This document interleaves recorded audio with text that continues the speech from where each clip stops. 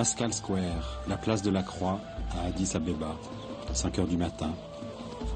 C'est là que le colonel Mengistu, il y a quelques années, convoquait le peuple éthiopien pour la glorification du régime marxiste-léniniste.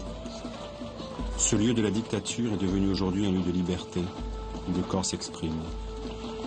Hommes, femmes, sportifs amateurs et athlètes professionnels, ils courent sans but, mais dans les pas de l'un d'entre eux, devenu leur modèle, Haïlé Gebrselassie, qui lui aussi foulait les gradins de la place de la Croix avant son ascension vers la gloire. Courir, c'est le retour à l'originel, à la puissance originelle. Un acte naturel, sans règles ni accessoires. Et en suivant Haïlé, ils ont découvert que l'effort physique est aussi l'un des chemins de la connaissance de soi. Haïlé, lui, s'entraîne sur les sommets du mont Ntoto, à plus de 3000 mètres d'altitude, où il croise la route des pèlerins qui se rendent pour les fêtes de Carême au monastère orthodoxe d'Addis Abeba. Haïlé n'est pas le chef de l'équipe d'athlétisme éthiopienne. Il en est l'âme, l'énergie, l'esprit, comme l'a été en son propre temps Abebe Bikila, celui qui a ouvert la voie à tous les autres.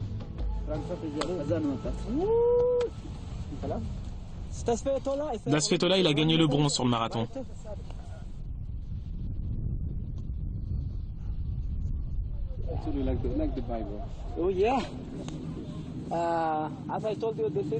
Et voilà Kenenisa Bekele. C'est un de nos grands athlètes.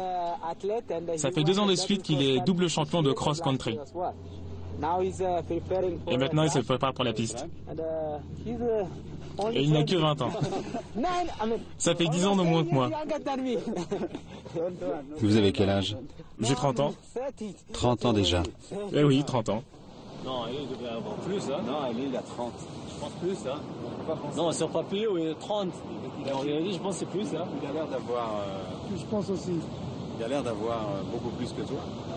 Il a l'air d'avoir plus que moi. Beaucoup plus. Ça veut dire? C'est pas 30 ans. Donc, combien de moyenne?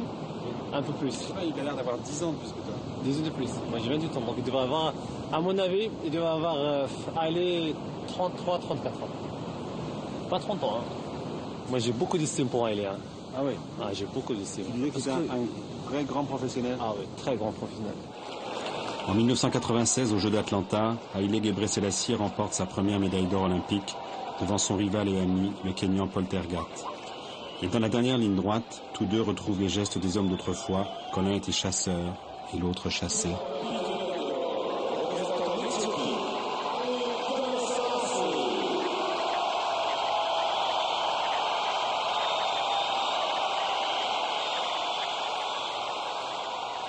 Quatre ans plus tard, au jeu de Sydney, cette fois c'est Paul Tergat qui s'est échappé et c'est Haïlé le chasseur. Après 9 km 800 et 25 minutes de combat, ils sont au coude à coude et la victoire tient à un souffle.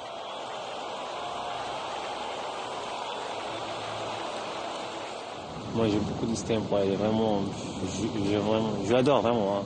Et là, Haïlé, tu la connais bien? Ouais, pas trop, mais ça va, ouais.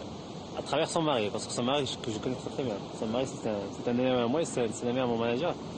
Donc, on se connaît, hein. Sa femme, elle me fait un autographe pour moi et pour ma petite sœur. Donc c'était très sympa. C'est une grande championne aussi, hein. Ça c'est l'élite, hein. Heike Drexler avait 18 ans quand elle a été championne du monde pour la première fois en 1983. Au jeu de Sydney, elle a 35 ans et elle est toujours au sommet.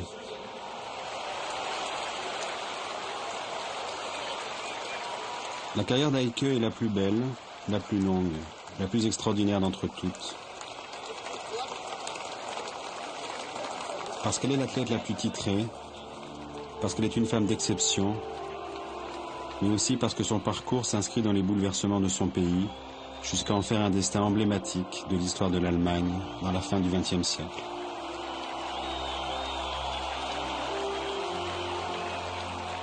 Toutes ces années ont valu la peine. Oui, c'est très dur pour moi, the last competition. La dernière compétition.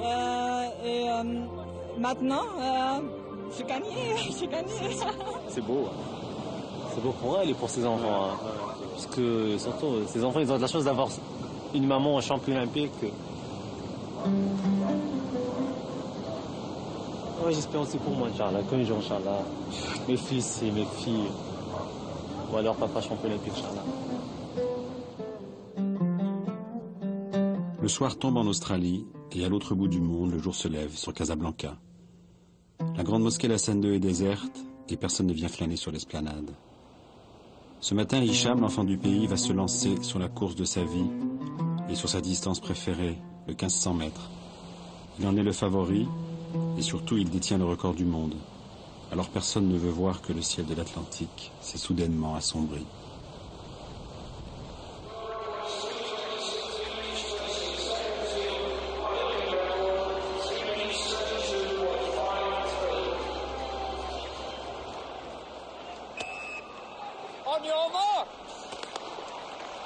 C'est l'heure de la consécration pour Hicham, loin devant les autres compte tenu de ses performances de l'année.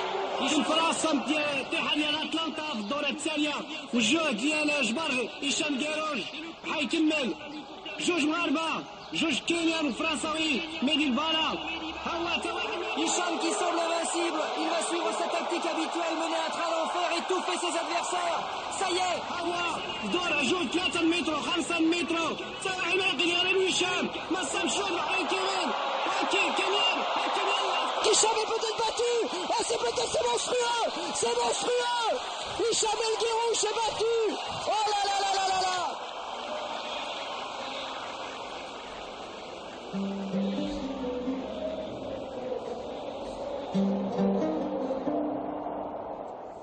C'était le moment le plus difficile de ma vie, quand j'étais assis de sortir. Et dans le sprint, là, tu pouvais rien faire. Ouais. Quand il passe là, tu peux rien faire. Et tu sais. J'avais plus d'énergie. Hicham, tout d'abord, mille merci de venir nous rejoindre. Je sais que c'est un double sentiment pour vous ce soir. Merci à toi, M. Nelson. Donc, je suis très content de ce que je fais aujourd'hui. Malheureusement, je suis déçu. Je suis déçu de cette médaille. Et donc, je félicite Nian. C'est ça le sport, on ne peut rien faire. Donc, un jour on est bien, un jour on est fatigué. Donc, malheureusement, je veux dédier ma victoire à tous les Marocains, à tout le peuple qui m'attend. Et j'avais beaucoup de pression, beaucoup de monde qui m'attend. Donc, je pense mais Hicham, mais ils vont être heureux quand même. C'est quand même une médaille d'argent olympique. Il va être heureux, bien sûr, mais ils sont habitués avec l'or, avec Hicham. Malheureusement, aujourd'hui, j'étais pas dans le grand jour, mais j'espère que les années prochaines, Inch'Allah, l'année prochaine, je prouve au monde entier que je suis toujours le meilleur. Tu es déjà en train de reprendre le... C'est difficile, hein. Oui, mais déjà quand même, hein. Tu repars déjà là. Là, dans ce que tu dis là, tu es déjà en train de repartir. Ouais. C'est bien. L'amour, le sport, c'est un défi. Hein. Il faut prouver. Ça, on est des êtres humains, donc un jour on est bien, un jour on n'est pas bien. Donc, et le jour qu'on n'est pas bien, donc il faut recharger les batteries pour de nouveau. Vous savez combien vous appréciez la télévision française et on souhaite vous dire beaucoup de choses pour vous et pour le Maroc ce soir. Tout ce que je peux vous dire, je dis à tous les Marocains, je remercie mon public, je remercie le roi Mohamed VI qui m'a vraiment encouragé. Et je remercie beaucoup ma mère qui reste toujours fidèle. Et je remercie beaucoup ma famille. Merci à tous. Tout à l'heure, les baisers, c'était pour ta fiancée et ta petite sœur. Hein? Les larmes, elles sont pour qui là? Pour moi. Pour toi? Pour Haïlé, ça ne fait pas de doute. Son enfance a été la période la plus dure de sa vie. Ce sont des tragédies comme la famine et les guerres à répétition qui frappent alors l'Éthiopie. L'école était éloignée d'une dizaine de kilomètres de la hutte familiale, alors il fallait y aller en courant, pieds nus, livre d'école sous le bras. Souvent en retard, Haïlé se faisait gronder par le maître. Et c'est toujours pareil là-bas? Oui, toujours. Ça n'a pas beaucoup changé. Je veux dire, ces épreuves dans votre enfance vous ont renforcé? Absolument. C'était une lutte permanente contre la nature, contre les conditions de vie. Mais parfois, je pense que ce qui a fait de moi un grand athlète, ce sont justement ces épreuves. Haïlé devait également rentrer au pas de course. Jusqu'au champ où son père travaillait, elle attendait pour mener les ânes au puits. Courir faisait partie de la vie et vivre, c'était courir. Pour son entraîneur, Haïlé sera toujours cet adolescent qui courait avec son bras droit replié contre son corps. Il faudra des mois à Haile pour oublier ce geste et lâcher ce bras qui gardait la mémoire des livres d'école. C'est la mort de sa mère quand il avait 12 ans qui a poussé Haile à se rebeller contre le sort. Il lui faut quitter cette terre natale et filer vers la capitale de son pays, d'où de jeunes Éthiopiens sont partis un jour pour y revenir en héros. Abebe Bikila fut le premier athlète africain de tous les temps à remporter médaille d'or aux Olympiades. C'était à Rome pendant l'été 60, où Bikila avait gagné le marathon, en courant pieds nus. Et à 20 ans, Haile Gebrselassie est champion du monde, au terme d'une course mémorable, au cours de laquelle il a déchaussé son principal adversaire, le Kenyan Moses Tanui. Oh, il a levé la main. Il va pas le faire tomber. Oh, qu'est-ce qu'il a shooté? Oh, c'est peut-être l'image de champion. On peut le revoir? Il a enlevé sa chaussure. Il l'a perdu. Mais c'est pas vrai. Les coureurs viennent de se toucher involontairement et la jambe gauche de Haile a heurté le pied du Kenyan, faisant pivoter la chaussure de celui-ci. Votre favori Il est parti peut-être. a été surpris. Un peu trop vite peut-être. Il a perdu sa chaussure, mais il va peut-être gagner. Ça m'a fait un choc. Et puis il s'est mis à crier. Il criait sur la piste. Oui, je ne comprenais pas ce qui lui arrivait. Moses Tanui jette toutes ses forces dans la dernière ligne droite. Il espère que le petit Éthiopien n'osera pas l'attaquer. On n'attaque pas un coureur déchaussé. Je n'ai pu reprendre le contrôle de moi-même que sur les 150 derniers mètres. Et je me suis mis à sprinter. Il va passer à la corde. Il n'a plus. Oh oui, il passe à la corde. C'est terrible. Oh là là là là. C'est terrible. Oh non, non, non, pitié, ne sifflez pas. Ne sifflez surtout pas, messieurs, vraiment. Vous ne comprenez rien. Vous avez été un public admirable. Ne sifflez pas, Gebrselassie. Vous comprenez qu'il soit mis en colère? Oui, il était en colère. Vous le comprenez? Je comprends. J'ai essayé de lui parler, qu'on puisse s'expliquer. Mais il se sentait tellement offensé. Vous savez que la chaussure est maintenant au musée de Nairobi? Non, je ne sais pas. Non, je plaisante. Je ne sais pas où elle est, cette chaussure. Retour sur la finale de Sydney, entre toutes, la préférée de Haile. Qui va lancer le sprint, à moins que Gebré tente sa chance. Voilà Gebré qui va à hauteur de courir maintenant, alors que Tergat est enfermé à la corde par Mesgebou. Voilà Tergat qui se... Vous voyez ce qu'on a fait avec Assefa. C'est une course d'équipe, tactique. On a essayé d'enfermer Tergat, mais Tergat, il a compris ce qu'on allait faire. Et à 200 mètres de l'arrivée, il a contre-attaqué. Tergat, c'est qui s'est décalé. Tergat qui a compris que c'était le danger mortel et qui vient l'attaquer maintenant, c'est prévu. Paul Tergat qui lance le sprint. That's great shot. Yeah. It's beautiful. Sweet. Gebrselassie comme à l'arrivée d'un 200 mètres. Oh, quel jour, quel finish. Paul Tergat va faire tomber un monument. Paul Tergat toujours. Paul Tergat, quelle bataille. Incroyable Gebré. Oh là là là. À cet instant, personne ne peut dire qui va gagner. Non, personne. Là, on croit encore que c'est Tergat. Mais c'est moi. C'est vous, je confirme.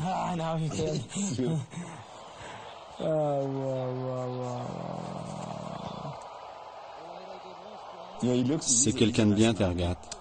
Ah oui. Vous ne savez pas à quel point. Je suis triste pour lui parce qu'il n'a jamais pu gagner les Jeux Olympiques.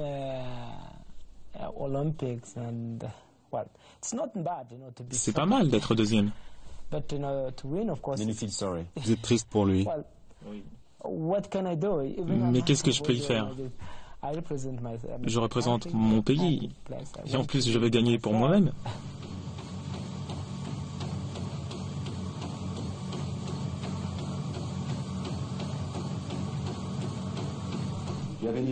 À votre avis, quelle différence y a-t-il entre vous et les autres?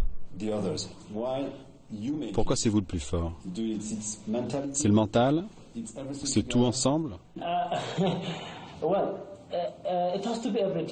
C'est forcément un ensemble. Tout d'abord, il faut avoir du talent.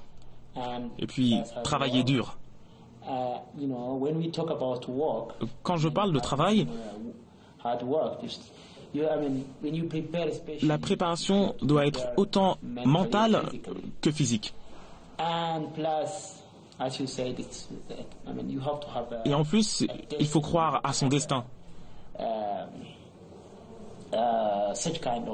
Il faut avoir une détermination très forte dans son esprit et dans son corps. Il faut vouloir à tout prix devenir champion du monde, même champion olympique. Et si tu as tout ça, c'est pas vraiment un problème d'y arriver.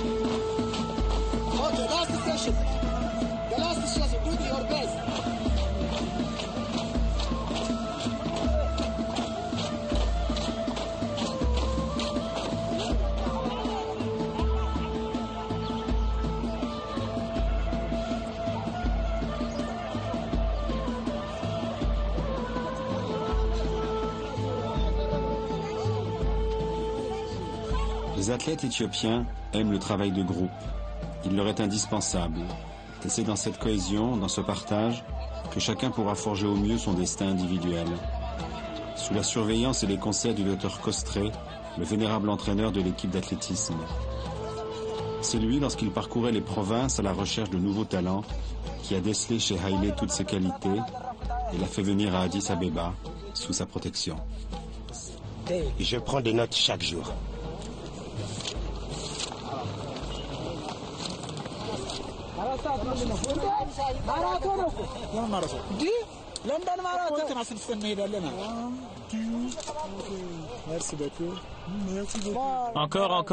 Encore. Le samedi qui suit est pour Haïlé un grand jour qui verra l'inauguration de sa dernière création, une salle de spectacle polyvalente, la première salle privée en Éthiopie.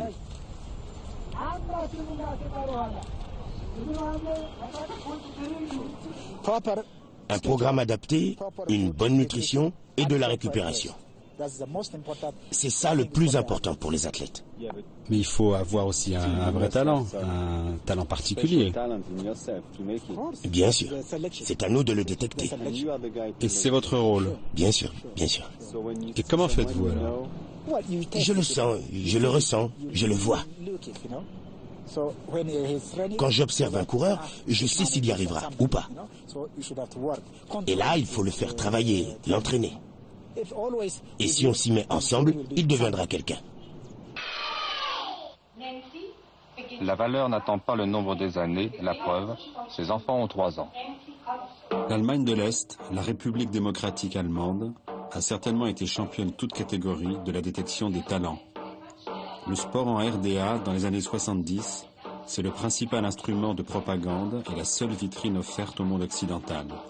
C'est à la fois une religion et une affaire d'État.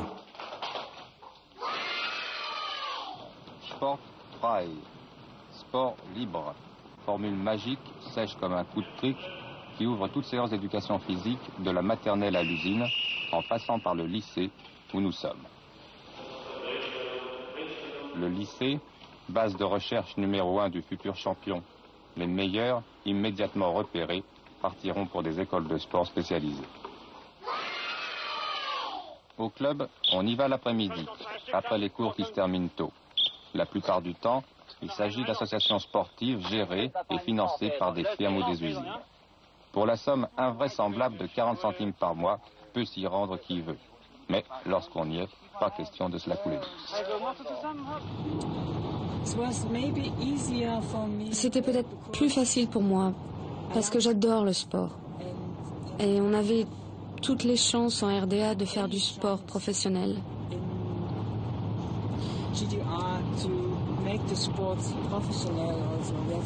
On avait des bons entraîneurs, ils prenaient soin de nous. C'était facile, c'était confortable.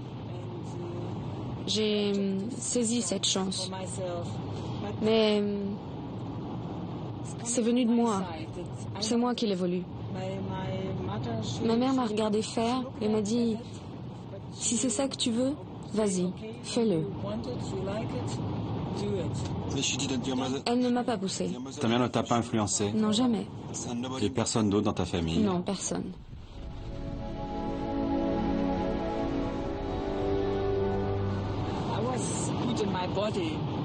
J'étais bien dans mon corps. Mais j'étais pas prête, là. Le mental n'était pas prêt? Oui, je n'étais pas épanouie. J'étais très renfermée sur moi-même, en permanence. Je ne croyais pas en moi. Un manque de confiance? Oui. Et c'est ton coach qui... Il m'a donné le sentiment que j'étais quelqu'un. Et puis, avec les premières victoires, j'ai vu qu'il y avait des gens qui m'aimaient.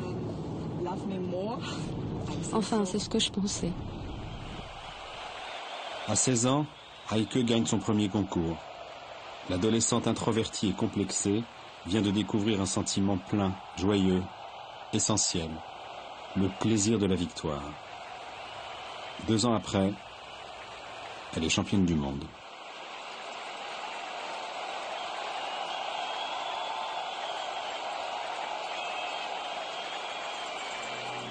Heike nous emmène dans la province où elle a grandi, la Thuringe, près de la frontière tchèque. Je pense que le sport a été essentiel pour ma personnalité. Il m'a fait grandir et devenir celle que je suis.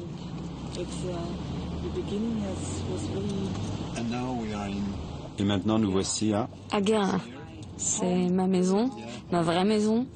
Je suis née ici. Ma maison, oui. Ta maison? Maman. Maman. Your mother's house, ok? Yeah. L'appartement de maman. C'est haut.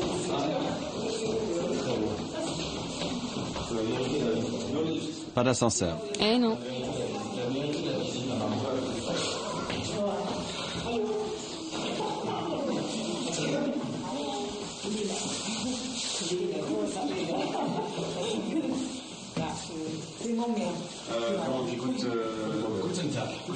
Bonjour. Bonjour.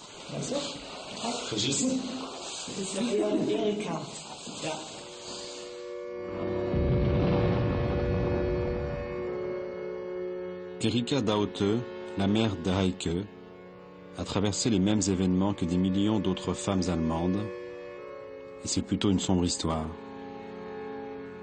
Née dans les années triomphantes du national-socialisme, elle a grandi sous les bombes que les aviateurs du monde entier ont déversées sur son pays, afin d'y enfouir à jamais l'esprit du mal.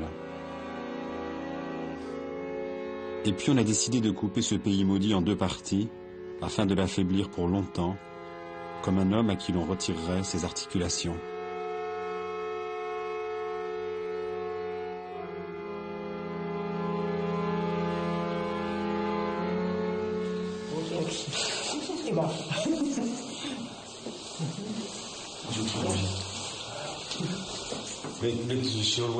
Ta mère a toujours vécu ici?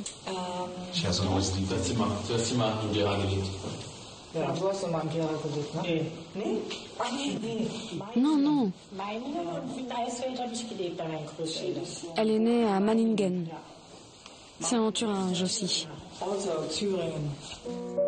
Et c'est là, sur la frontière dessinée entre ces 2 républiques allemandes, la fédérale et la démocratique, que le monde s'est séparé en 2 blocs, les capitalistes contre les communistes, chacun des 2 sûr d'incarner le bien contre l'autre qui représentait les forces du mal. Et l'on n'a pas laissé le choix au peuple, selon qu'on habitait à l'est ou à l'ouest de ce rideau de fer, Il fallait épouser les idées imposées par ceux qui gouvernaient la terre où vous étiez né. Et en même temps qu'elle était heureuse pour sa fille, est-ce qu'il y avait un plaisir ou une fierté aussi pour le pays? Bien sûr. Elle a été une championne de la RDA et elle bénéficiait donc des subventions de l'État. À la réunification, ces subventions se sont arrêtées et elle a continué et réussi toute seule. La volonté chez elle de devenir quelqu'un d'exceptionnel a toujours été là. Je trouve ça superbe. Superbe. Avec l'accent de Thuringe. Dernière question, aujourd'hui elle a toujours la même fierté pour sa fille. Est-ce qu'elle a la même fierté pour la Nouvelle-Allemagne? Oui. Qu'il y ait maintenant de nouveaux sportifs qui viennent d'ici, notre ancienne RDA, nous remplit tous de fierté. Ça rend fiers, nous les gens de Thuringe. Nos cœurs battent avec Heike, et même si elle s'est installée à Karlsruhe, dans son nouveau club, elle fait toujours partie de la Thuringe. Visite guidée au grand stade de Gera, aujourd'hui en pleine rénovation. Pour Heike, c'est là que tout a commencé.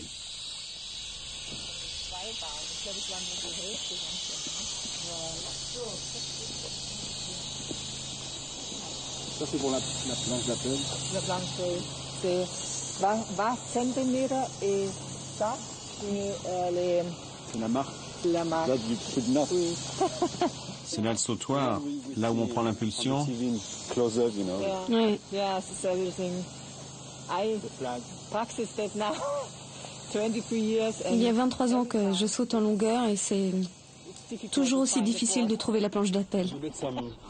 Tu as fait des compétitions ici? Oui. Kreisspartagiade, the name. Is Spartagiade from the region. Moi aussi, je l'ai faite. Quand elle était jeune, elle aussi, oui. Elle a fait de l'athlétisme aussi? Oui, oui. 100 longueur, 100 mètres. Et quoi d'autre encore?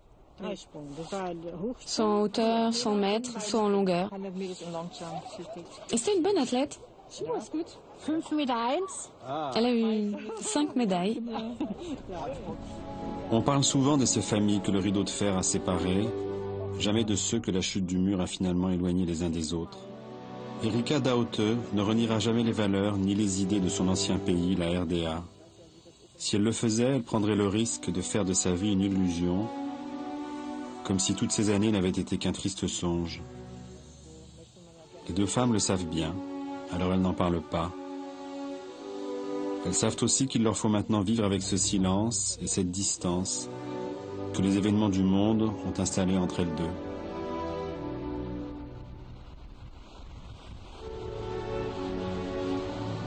Dans ces années-là, tu as dû aller à l'étranger pour les compétitions.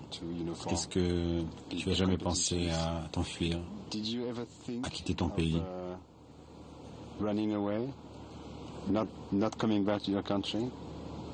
Non, jamais.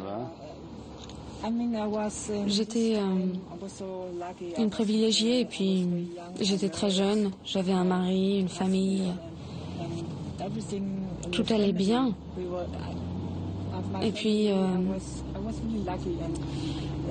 les pays étrangers, surtout les États-Unis et l'Allemagne de l'Ouest, m'effrayaient. Tu en avais peur?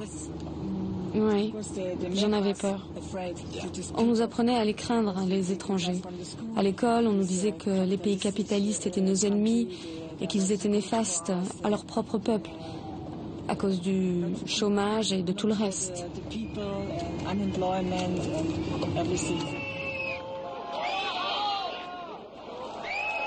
Et pourtant, le mur se lézarde, avant de se fracasser pour de bon. Il est temps alors pour ces peuples massés de chaque côté, étrangers l'un à l'autre, de faire enfin connaissance.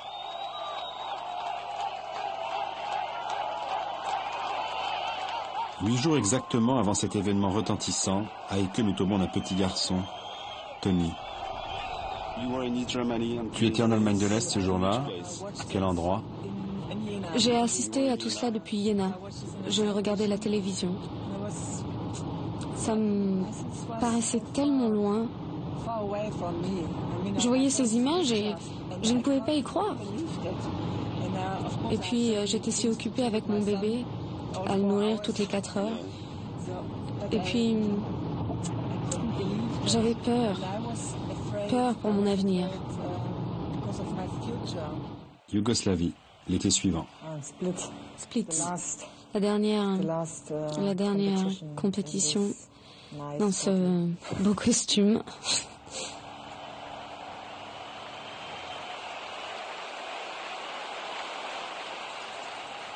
Nous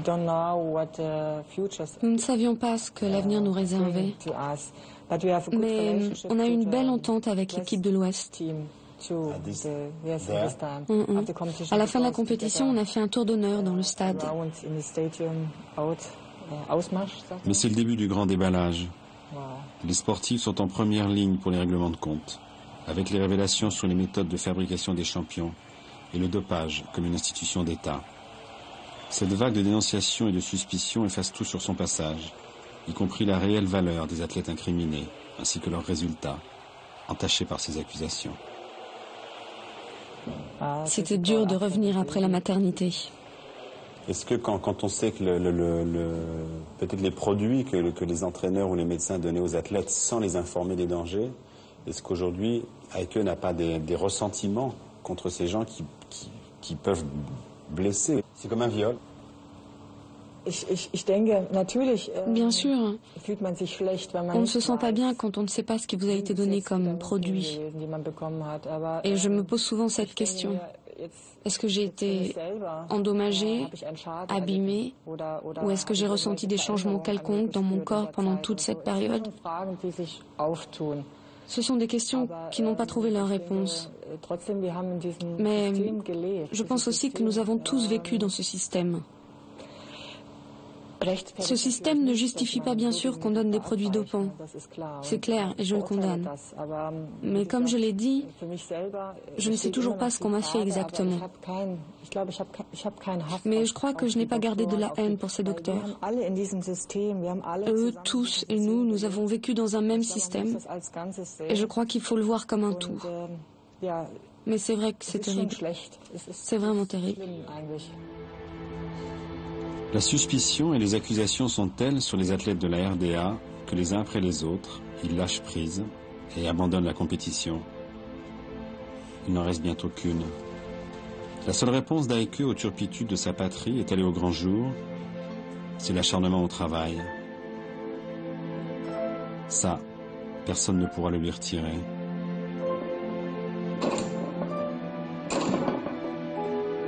Et elle veut prouver qu'elle peut aussi gagner seule, par elle-même, sans le soutien de tout un système. Le grand rendez-vous a lieu sur le sol allemand au championnat du monde de Stuttgart, en ancienne terre étrangère. Le public est indécis, voire hostile. Heike, elle, sait qu'il suffit d'un saut, d'un seul.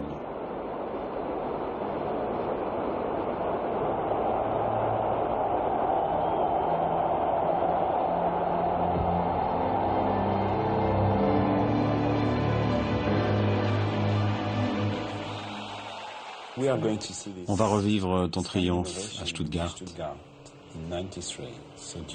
Oui, ça a été un beau moment. C'était la première fois que j'ai senti que j'étais vraiment acceptée. Heike Drexler, Allemagne. 3 mots qui paraissaient ne pouvoir jamais s'accorder. Le public, debout, va applaudir sa championne pendant 10 minutes. Pour la nouvelle nation allemande, cette victoire d'Heike Drexler, et quelle victoire, est devenue l'un des temps forts de la réunification. Aujourd'hui, à 38 ans, Heike est toujours l'icône de l'athlétisme allemand. Et elle s'entraîne avec le même acharnement pour finir sa carrière en beauté à Paris.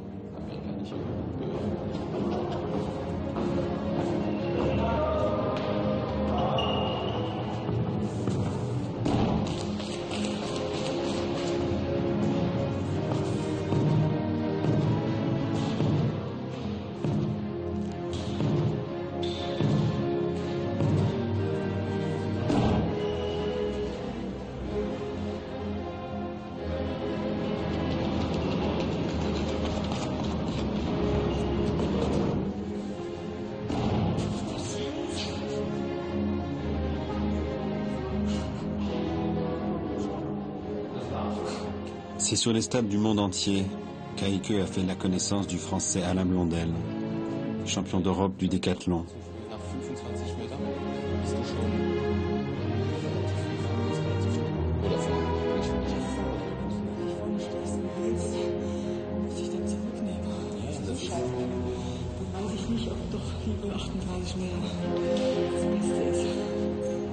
Blessé durement au tendon d'Achille au cours d'un entraînement, Alain a dû mettre fin à sa carrière. Alors Aike a demandé à Alain de travailler avec elle. C'est ainsi que son compagnon est devenu son entraîneur. Pas facile la vie de couple sur un stade ou dans un gymnase. Il faut accepter les tensions, les malentendus, les mauvais moments.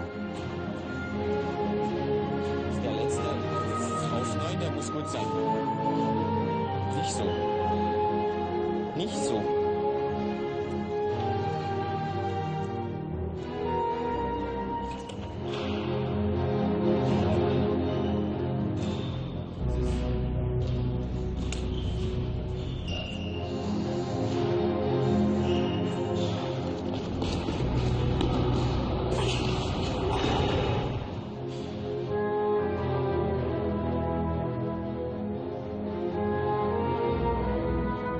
Comme tous les spécialistes de saut, qu'il s'agisse de la longueur, de la hauteur ou de la perche, Aike a subi une opération des 2 tendons d'Achille.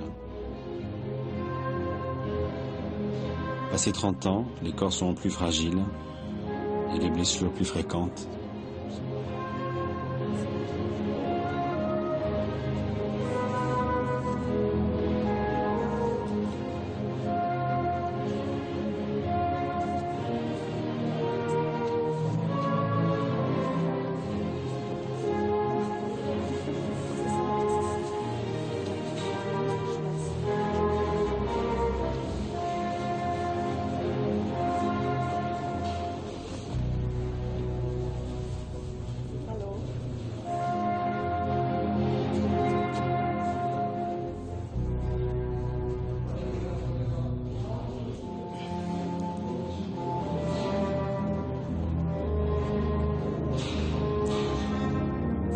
الواقع ده ولا لا؟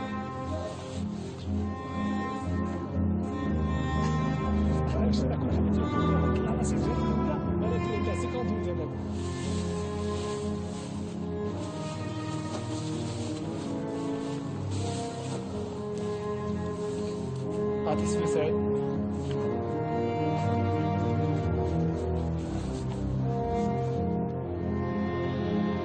Ifrane, station climatique du Moyen Atlas, est devenue le rendez-vous de printemps de tous les coureurs de fond et de demi-fond du Maghreb. C'est là qu'on a rejoint Hicham.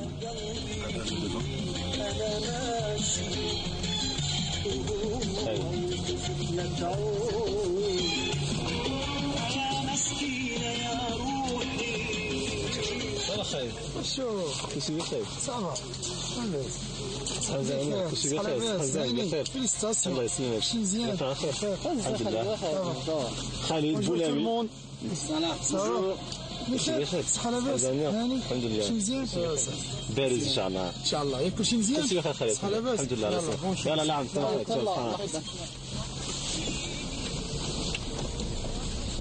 Il est vice-champion olympique. Il est vice-champion olympique à Atlanta.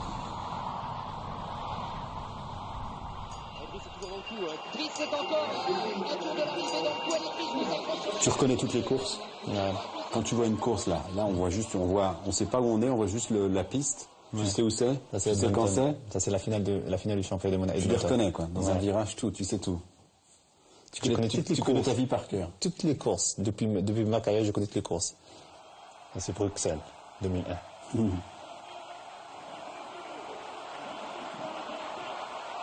Aïe, aïe, aïe. Aïe, aïe, aïe. 3,26,12, malheureusement.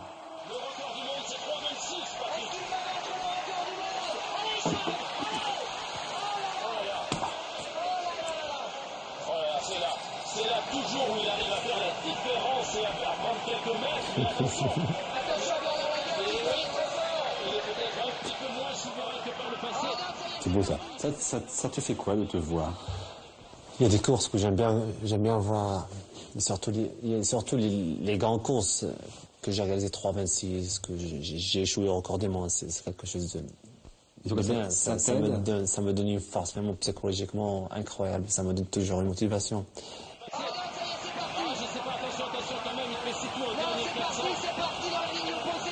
Moi, j'arrive pas à croire que c'était moi. C'est vrai? Ouais.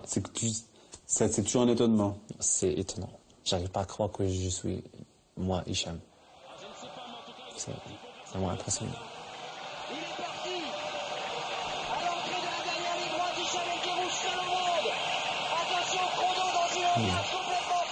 C'est le monde. Voilà. Ça, c'est le monde. C'est un bon titre. Oui. Il y a eu un film comme ça, je crois. Ouais, avec Tom Hanks. Sur l'île déserte. Exactement. Ouais. Là, c'est sur une île déserte. Ah, je peux pas le dire. Atlanta en 96, les premières Olympiades d'Hicham et le début de la malédiction. Ça te fait quoi quand tu vois ça? Ça fait triste. Toujours? Ça va très triste. Ben oui, comment on dit, mais tout? Là, je devrais perdre mes yeux ou je devrais perdre quelque chose de mon corps. Ouais. Tu as une vraie blessure? Oui, parce qu'il y a un athlète qui devrait marcher sur toi? Ouais, il devrait marcher sur moi. Il y a le 4e qui devrait marcher sur moi, sur ma tête.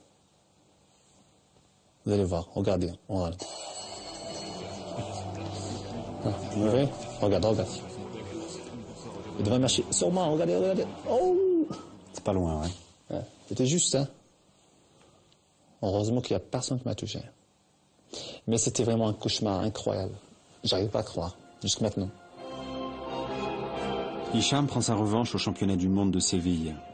De ses 85 victoires consécutives, c'est certainement la plus belle.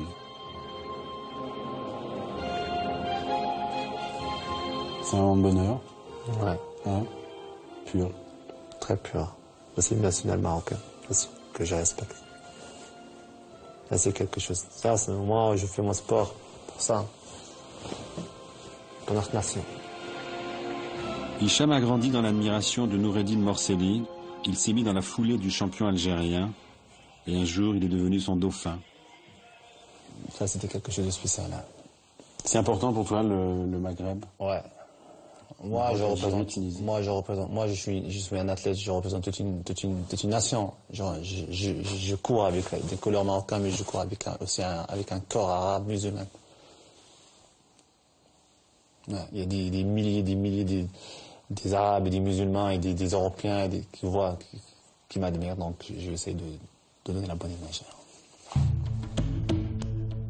Hicham a passé son enfance à Berkane, près de la frontière algérienne. Sa première passion a été le football. Il était le meilleur gardien de but de son quartier. Au grand désespoir de sa mère, qui le voyait rentrer sali, crotté, les vêtements déchirés, qu'il fallait alors changer ou repriser. Et c'est sa mère qui l'a supplié un jour de faire un sport moins coûteux. Hicham, garçon obéissant, est donc parti un matin pour le stade, pour y faire quelques tours de piste.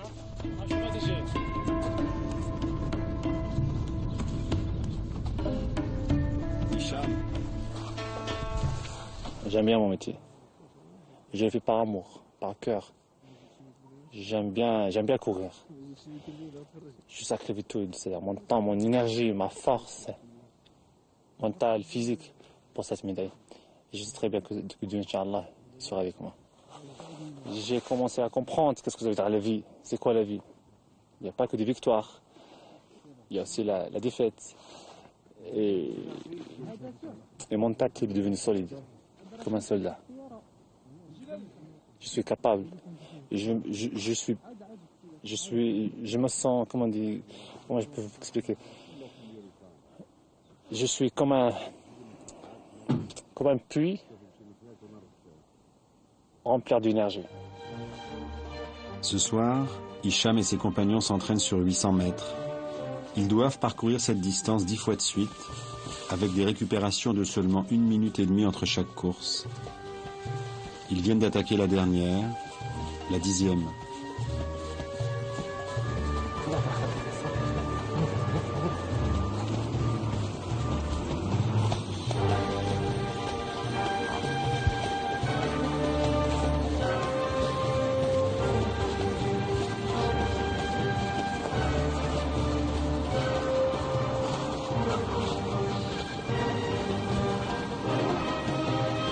28, 29.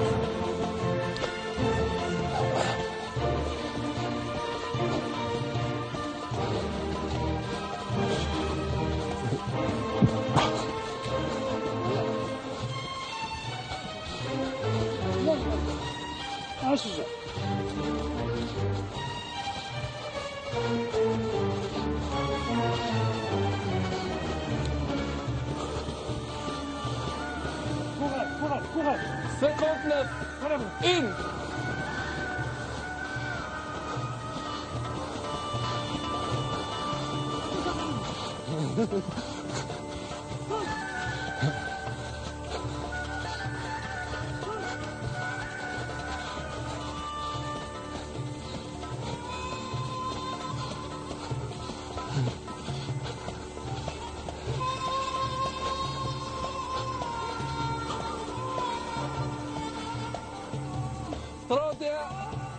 واحد وثلاثين.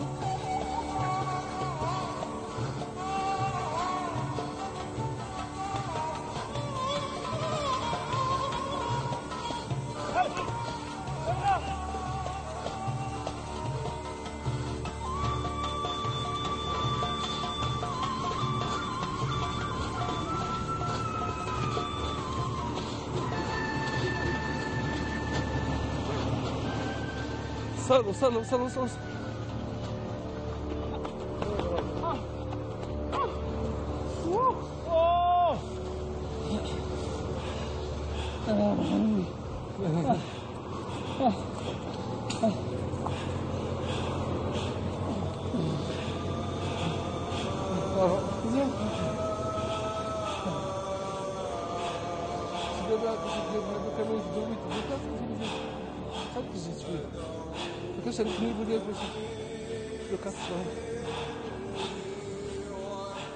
Quand on court, je trouve mon bonheur, mon plaisir. Même il fait froid, il y a de la souffrance, donc c'est génial.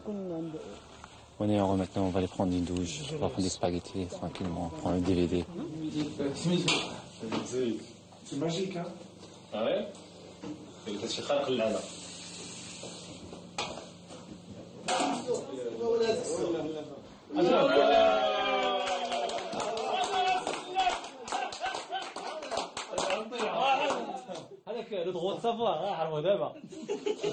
Les amis d'Hicham lui ressemblent. Il y a la Badr, le cavalier, Hakimar, la coureuse de demi-fond, Khalid, le basketteur. C'est à leur sport qu'ils doivent tous leur ascension dans l'échelle sociale. Et puis il y a Mariam, la petite princesse d'Hicham, sa sœur cadette. Elle veille sur lui autant qu'il veille sur elle. Ton point faible, Inta, c'est que tu... T'imagines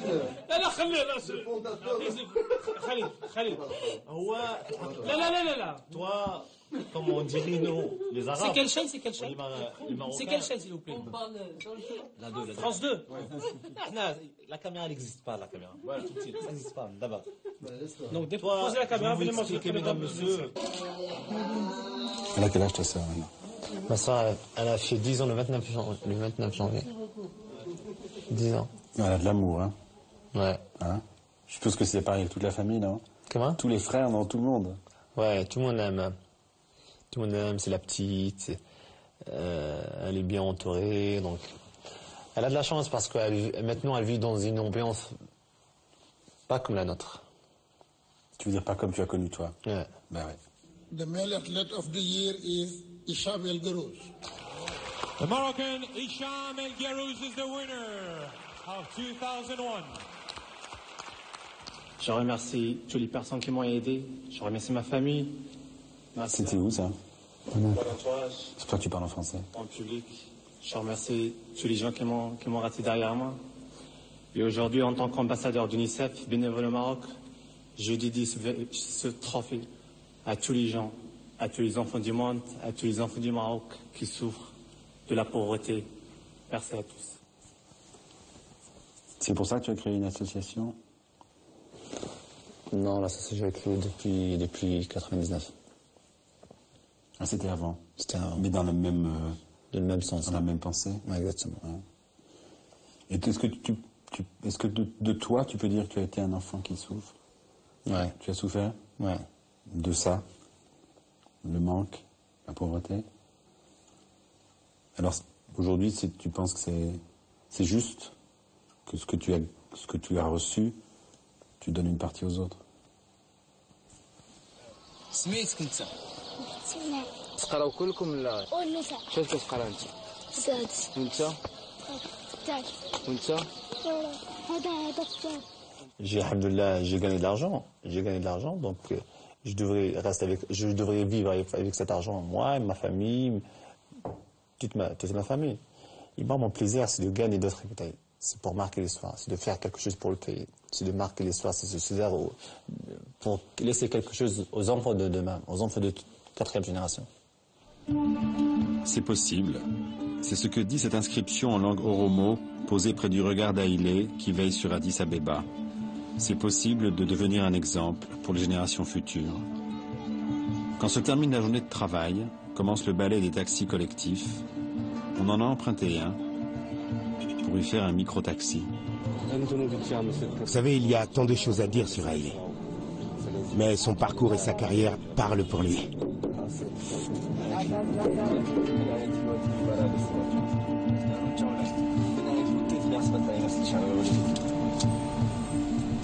Il a fait connaître notre pays.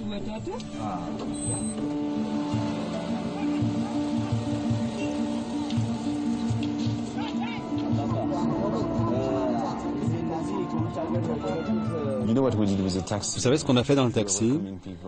Les gens qui ont bien voulu parler de vous ont eu la course gratuite, et ceux qui n'ont rien voulu dire ont payé leur transport. Non, c'est pas vrai. Vous n'avez pas fait ça. Mais si, on a fait ça.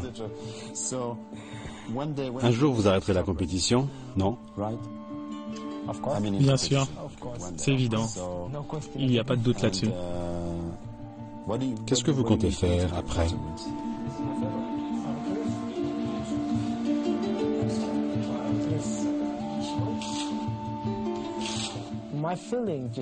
Écoutez, j'ai eu la chance de voyager autour du monde. Je suis allé en Amérique, en Europe, en Asie, à travers le monde. Et quand je rentre dans mon pays, en Éthiopie, et que je compare ce qu'il y a ici avec ce que j'ai vu là-bas, je ne peux pas accepter la pauvreté dans laquelle vit mon peuple. Quand les gens parlent de l'Éthiopie, les mots qu'ils disent sont sécheresse et famine. Et jamais autre chose. Haïlé a apporté des images de victoire et d'espoir. Il est un exemple pour les générations à venir. Nous essayons d'apporter le progrès dans notre pays. Les Européens ont atteint leur niveau actuel en travaillant dur. Et pareil pour les Américains. C'est pourquoi, quand je vais arrêter la compétition, j'ai quelque chose en tête.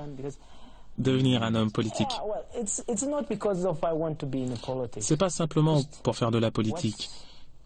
C'est pour aider les gens. Et quel est le meilleur moyen d'être accepté, d'être suivi?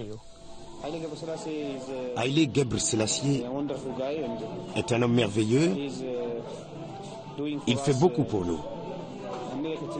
Et nous, Éthiopiens, nous l'aimons tous. Vous avez parlé d'un poste de ministre, mais vous viseriez la présidence? Pourquoi pas, si c'est possible. Tout d'abord, écoutez-moi. J'ai 30 ans. Et je pense qu'il me faut encore 10 ou 15 ans avant d'être un bon politicien. C'est trop tôt encore. Oui, j'ai des choses à apprendre. Et peut-être, quand j'aurai la quarantaine, je déciderai que c'est pas ce que je dois faire. Parce que peut-être que je suis seulement un bon coureur. Vous êtes un homme d'affaires aussi. Oui, on peut dire ça. Mais si on parle d'affaires, je ne travaille pas seul. Il y a beaucoup de gens avec moi. J'essaie d'employer beaucoup de personnes. Oui, et l'argent que vous gagnez, vous le réinvestissez, vous créez de l'emploi. Tout à fait. C'est le meilleur moyen d'aider. Et si mes victoires me rapportent encore de l'argent, je ferai comme j'ai toujours fait. Je l'investirai ici, parce que je n'ai qu'un seul pays.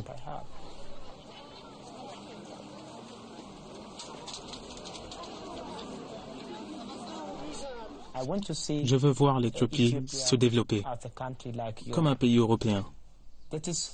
Ce sera ma plus belle victoire, si ça arrive un jour.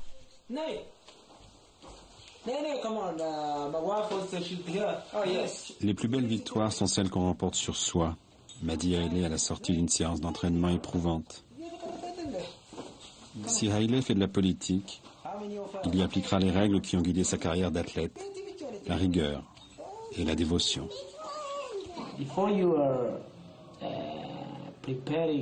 La première victoire à remporter, c'est sur soi-même.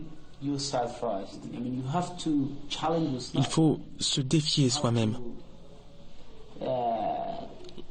Vous comprenez? Et avant de pouvoir se mesurer aux autres, il faut se défier soi. Le monde entier, pour moi, Maghribi, on est tous des frères. Mais alhamdoulilah, Hicham خويا الله يكمل عليك كنتمنى ليك سير اخويا هشام سير اخويا هشام سير لو فون سيل تو بلي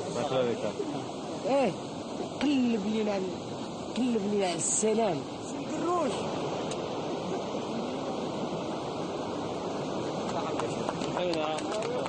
شنو اخويا راه سير هشام Je vais vous poser une question un peu idiote. Qu'est-ce qui a fait de vous la meilleure? Pourquoi vous êtes la meilleure d'entre toutes? Pour moi, la raison, elle est dans le plaisir que je retire du travail et que me procure la victoire. Et je crois que c'est un mélange de ça. J'aime tellement ce que je fais. Et gagner. J'ai découvert ce que c'était dans ma première compétition quand j'avais 16 ans. J'ai compris ce que ça représentait de gagner. Ça vous apporte quelque chose d'unique que vous voulez goûter, vivre chaque jour.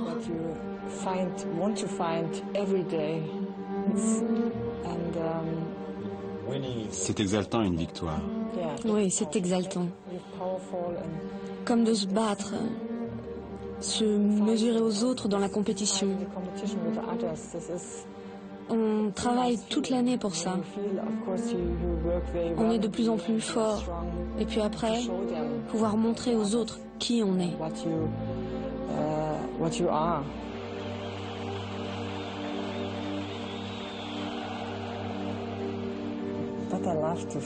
J'aime ce sentiment de voler. De ne plus être sur terre, mais dans l'air. C'est la plus belle sensation. Voler, oui. Quand on est en forme, un long envol, c'est un merveilleux sentiment. Bien sûr, c'est un court moment, mais j'aime cette force, cette énergie que je trouve dans mon saut. J'adore ça. Merci de nous dire ces mots-là qui ne sont pas ceux de la douleur et de la souffrance.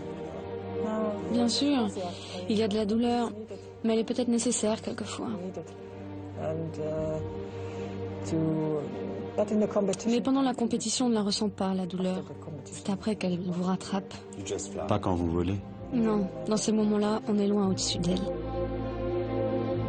Oubliez la souffrance, volez loin au-dessus d'elle.